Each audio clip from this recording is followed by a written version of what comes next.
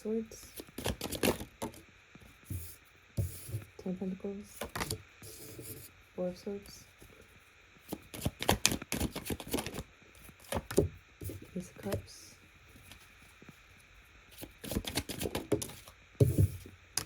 Death,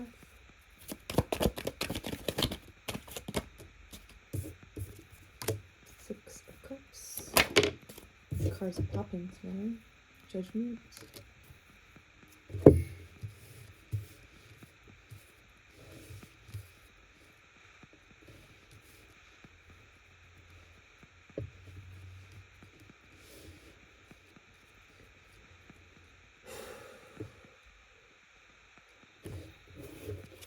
2 more.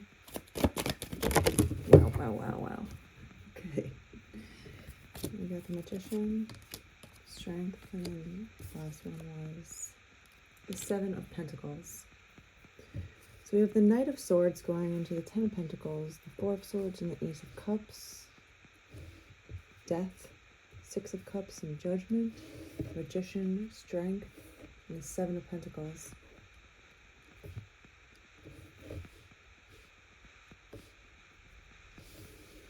This is giving me childhood for some reason. I mean, obviously the 6 of Cups can mean childhood. And getting yourself out of a situation on your own. Unfortunately, in our lives, we do not have any control over what family we become born into. Some people say our souls pick our journey before we are placed on this earth. There's something that we need to do here.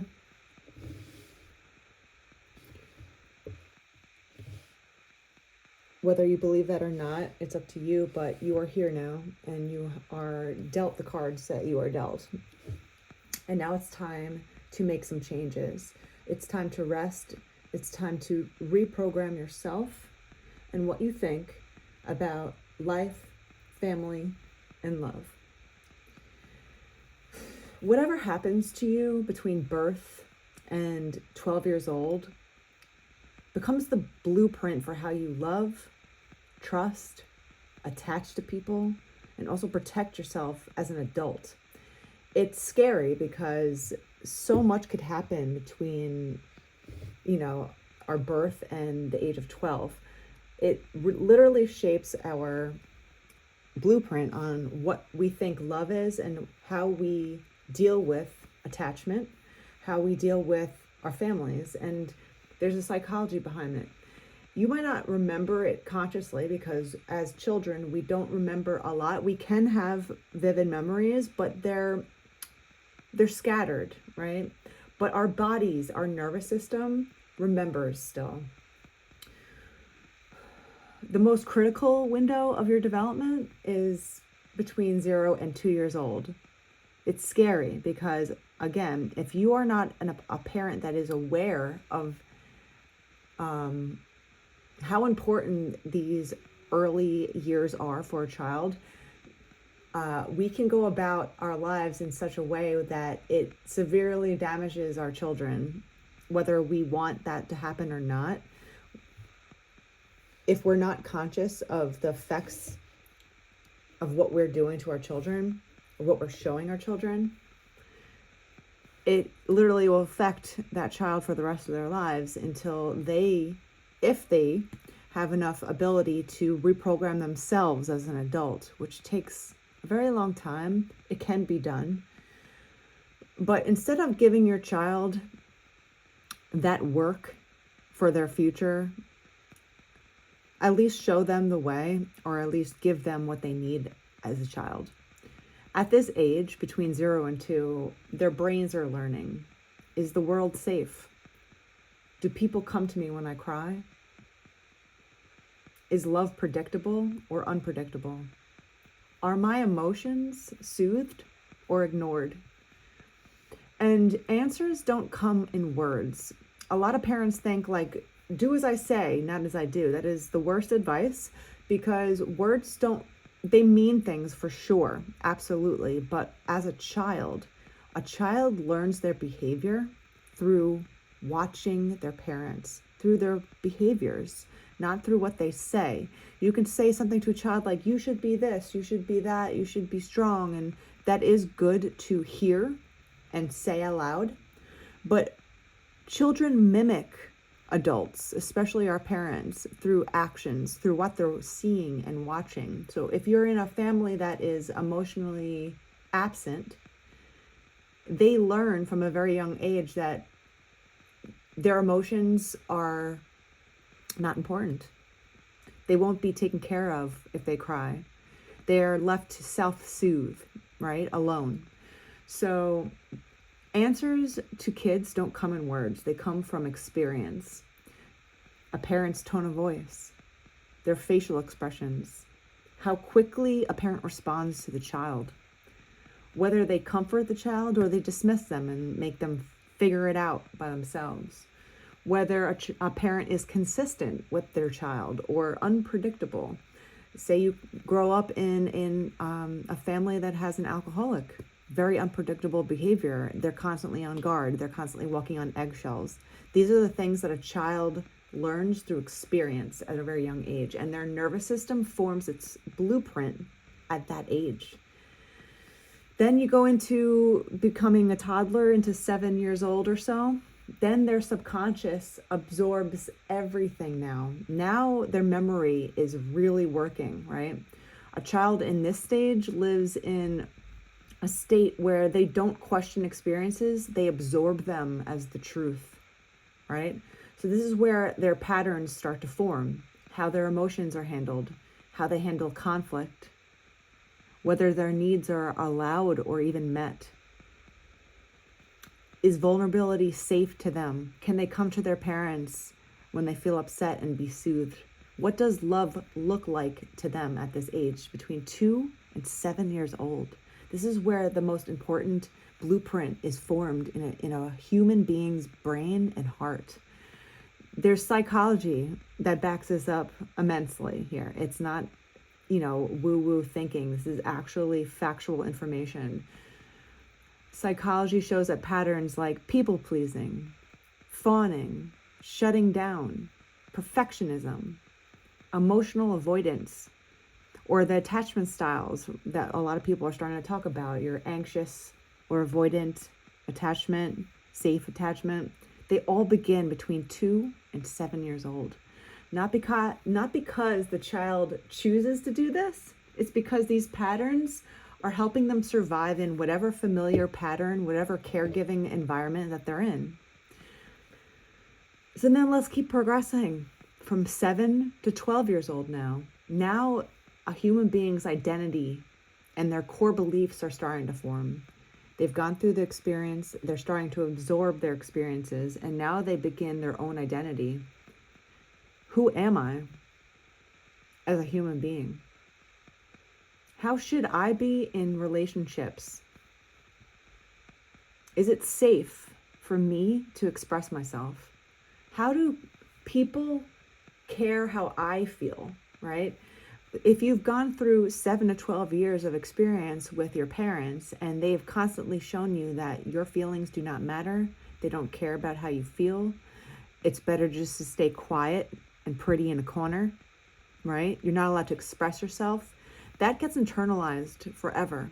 And of course, you can break that as an adult, absolutely, but you have to do the work, right? You have to do a lot of work. And this is where deep beliefs are internalized in a child between 7 and 12 years old. There's a lot of negative thinking that might come around if they're in a negative environment. I'm too much. My emotions are too much. I have to be strong because no one else is around me. I have to be the mother because I don't have one showing me the way. I have to be the father to provide because I don't have one showing me the way. No one listens to me.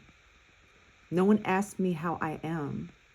My feelings don't matter. Love feels like anxiety to me.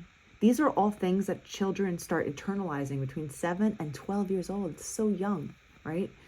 Needing someone makes me feel unsafe. And this is what happens with people that grow up in unstable environments. If they don't have someone to help them feel safe, they they become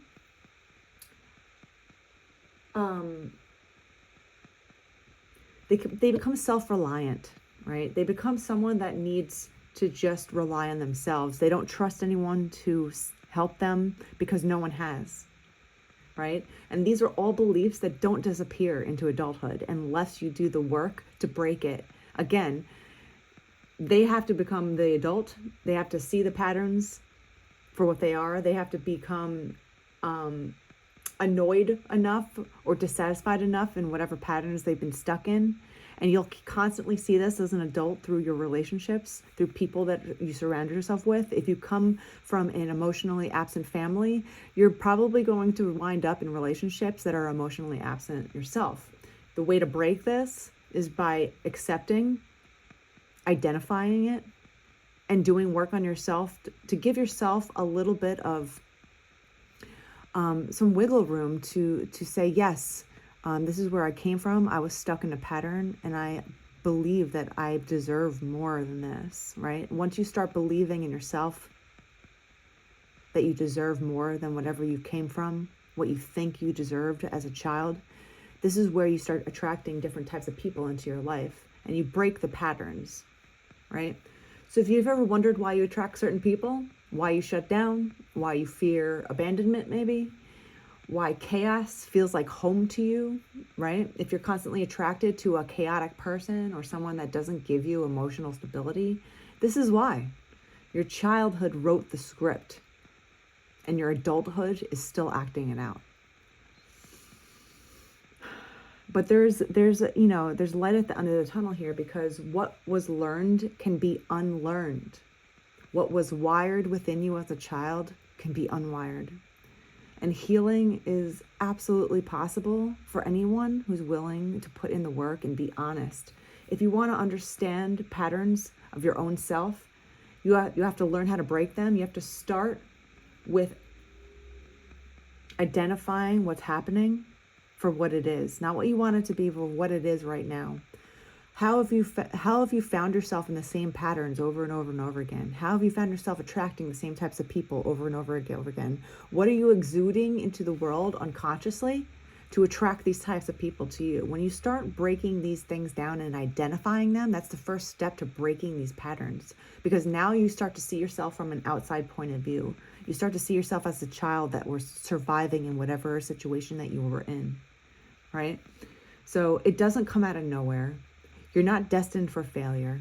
You're not destined to be alone or with someone that's narcissistic constantly, or whatever it is that you constantly fear. All these patterns can be broken if you just give yourself the chance to fully recognize them, identify them, learn to break them, work on yourself. A lot of people say, but what does that actually mean, working on yourself? Doing exactly this, identifying the truth. Where did you come from? How did you survive growing up in this situation? What patterns did you develop to survive in the situation that you were in? And where in your life do you need to grow as yourself, as an individual? What love did you never get that you now need, right? All these things, you start rewiring your brain and your nervous system to be like, I accept love. I accept safety. I accept the truth. I accept someone that is mature, emotionally available, someone that is safe to my nervous system, someone that makes me feel grounded and relaxed around them. A lot of people confuse butterflies to compatibility, and those are two very different things. We can feel attraction towards people and they can be very, very wrong for us, because our internal system is recognize something that our caregivers gave us. If we're unhealed, we're going to be doing that. And butterflies, yes, we can have butterflies for when you feel truly in love with someone and you know that it's the right choice. You could have that fluttering in your heart. But if there's a fluttering in your stomach, right? Like you're going on a roller coaster and you're just like, buckle up, here we go. People think that that attraction is love, and it's not. Love and compatibility, way two different things, right? So remember that we're all children. We all came from a situation that we didn't ask for. But it is our responsibility as an adult, especially for yourself, if no one else, but for also, society as a whole. When we work on ourselves, when we're better people ourselves, when we love ourselves, we love society better. We treat other people better. And when we treat ourselves better, we call in and we accept only good things to happen to us. So again, it's not pointing fingers at our parents saying like, they didn't give me this, or they did that was wrong, that was really bad, this, that, another. It's about identifying it for sure. But again, it's about our responsibility as an adult now to break the patterns, to accept real love and respect into our lives, and to go about our lives in a way where we heal ourselves by caring for the child within us. We're all children within ourselves. We're just big human beings, but with a child inside of us all.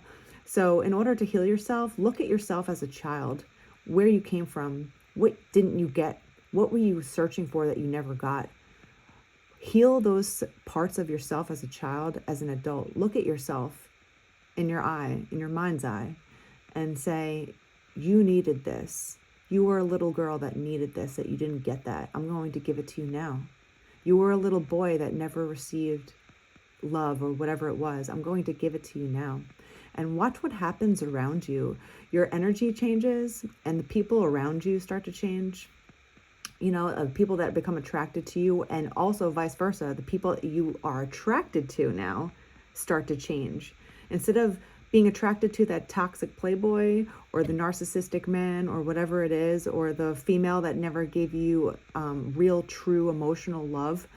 Now, when you start loving yourself and actually love it, doing the things that you need to yourself, you actually are attracted to different types of females and males. You start becoming attracted to a caring female that actually truly gives you love. You start becoming attracted to men that are emotionally available to you. Whatever it is that you were lacking, give it to yourself first and watch what happens in return.